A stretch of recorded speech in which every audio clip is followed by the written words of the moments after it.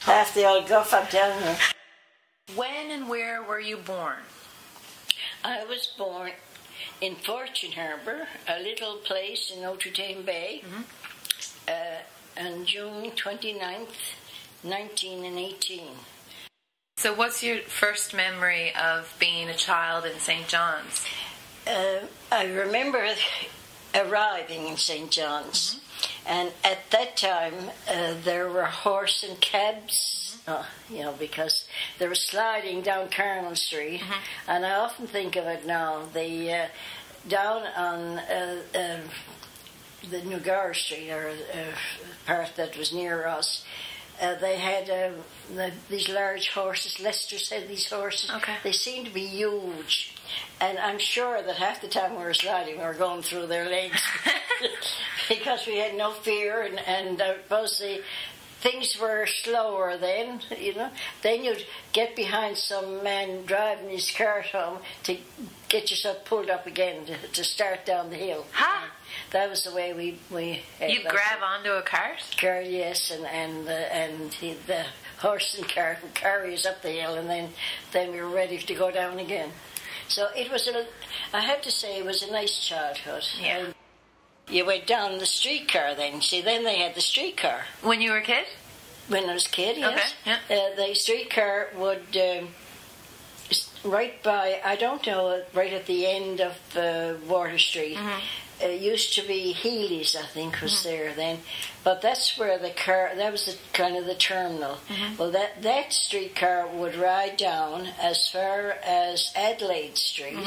Then, if you wanted to go farther on, you would change there, and then you'd go up over the hill to Cochrane Street, for instance. We had friends on Cochrane Street, so that was the mode of transit then, really.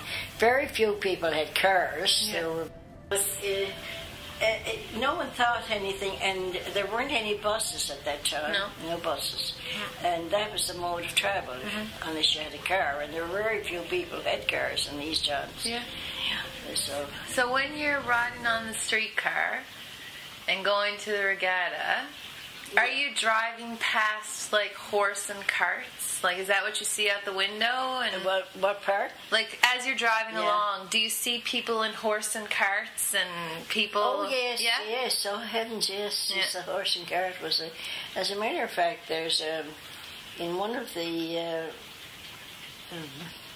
books in Newfoundland, I think there's a picture of the horse and cart and the streetcar. Yeah. The same thing. Oh, okay. So no one thought it. People mostly walked. Yeah. If you were going, for instance, we had friends up on the street. It was up in the West End, or West, when we were living on Carnal Street. Well, there's nothing for us to get out in the night and go and walk there. I mean, that was it. Yeah. Because there were no bus drivers no buses at that time. So did you just walk on the streets? There wouldn't have been sidewalks. Well, sidewalks. Oh, there was sidewalks. Oh, yes, definitely sidewalks. Made of bricks, or? Well, the main street and Moore Street was brick. Okay. There were streets where I presume they were. Some of them, I suppose, at that time weren't even paved. Yeah. They were probably just gravel roads. Yeah. I can't remember that really, but I would suspect that they weren't paved. Yeah. They were just the gravel. But no one thought anything of walking. We would, when we lived on Carnal Street, would visit people up in towards where Mundy Pond is now. Yeah. And that would be nothing for us to walk up Pleasant Street and then along till you came to the person's house. Yeah. Everybody walked. Yeah. Very few cars at that time. More question, and then we can take a break. Yes, my darling. What about traveling as a child? Like, I know you talked before you went to Fortune Harbour. Yeah. Well, most of our traveling was down every year to Fortune Harbour. Okay, every year? Yeah, every summer. When Dad would get his holidays a bit later, but Mother and I would go first. We'd either go up by train as far as Notre Dame Junction. Then you'd take the boat and the boat would take you to Fortune Harbour. Or in later times, of course, things changed a bit too. You'd go out by bus out to the terminal there in Lewisport. Right. But you had, from Lewisport you had to take a boat then to go to Fort Harbour. The boat would go into all the different places around, and there were some beautiful spots around Newfoundland that you didn't see otherwise. But if you were in the boat, you did. You see, because the boat would go into each place. Yeah.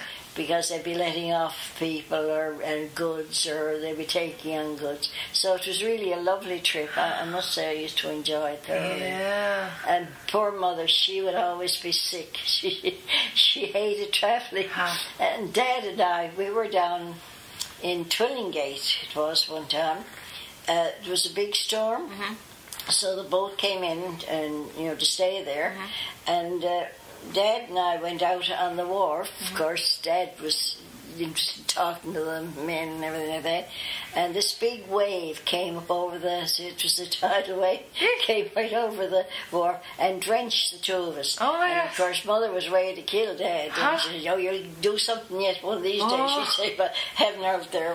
But of course, we enjoyed it. And we had to go up to this woman's house and get ourselves all dried up. That was a bad time. Yes, the big wave came right in over the wharf. Oh my gosh. Were you scared? Drenched us, And now it thank goodness we were in a group so that it didn't take. But if we had been separated, I think you could have taken us off over the wharf. Wow. So Mother wasn't very happy about it, but Dad and I, of course, I enjoyed it. And then Dad would take me. I think I knew every cove in St. John's because he'd take me down he'd love to talk. Yeah. And he'd go down to be talking to the men. And over on the south side, I was over there one day a couple of weeks ago, and I thought to myself, I had seen what they say, flakes. They had where their men would cure the fish, and the big flake would be. You could go right underneath it, and I'm sure that I was over under every flake and south side because Dad loved to talk and he loved to walk. Right. And of course, then he had an able companion with him. So that was 2 years, right? 2 years. And you had I had the freshman, sophomore at Munn. Okay. And the junior and senior were at not St. Vincent. And finally, you have a history degree. Is that your major? I think languages mostly. Language. I took French and Latin. Okay. And yes, if I would say, I don't think that I particularly, and I had history too. I don't think I thought of them as any one particular thing. Okay. That was what I would say languages was. Okay. Because I had Latin, and I had French, and Spanish. So then, was it like? It seems like a lot of women or even people who are educated went on to become teachers. Did you ever think about becoming a teacher? Or? No, I never wanted to be a teacher. Yeah. Just didn't want to. And while I was there, you did a chore, say like a Saturday. I used to work in the library. Okay. And to my mind, I think that must have been in the back of my head all the time. Because when I came back, I was lucky enough to get a job in the library, and that was what I wanted. You like that a lot? I love the library work. Yeah. Really, because you felt so good if you. There's a lot of people, not so much now because people can look up things themselves and anything else. But in these days, they depend on the papers. We used to have all these different, like the Telegram and the Daily News, and yet if somebody wanted an article, you would have to, if you could find out what the paper article was in, you'd have to go down, get this large paper and bring it up, and then get the article for it. There was always research. Yeah. But it was a fun time, I have to say. The girl I was working with, we really enjoyed it thoroughly, you know. Because, and then the Sterling restaurant, which is no more now, was there on Moore Street, and that was open then. And then we'd go and have our lunch there sometimes, you know. Yeah. Just everything seemed to be exciting or something. I don't know what it was. Yeah. Always a new venture, you know. So that must have been exciting when all those soldiers were coming in. Oh, yes, when the American soldiers were here.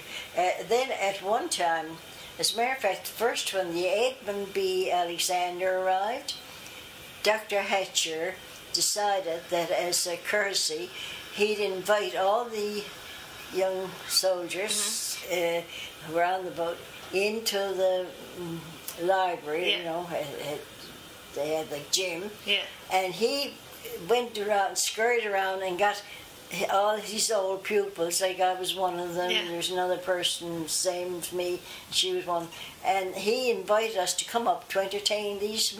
So that was the first night, the Edmund B. Alexander, when that arrived, we entertained the American soldiers, because they were all little young fellows, you know, all small, young people too, you know, and but it was fun, and we enjoyed the mere business of being able to.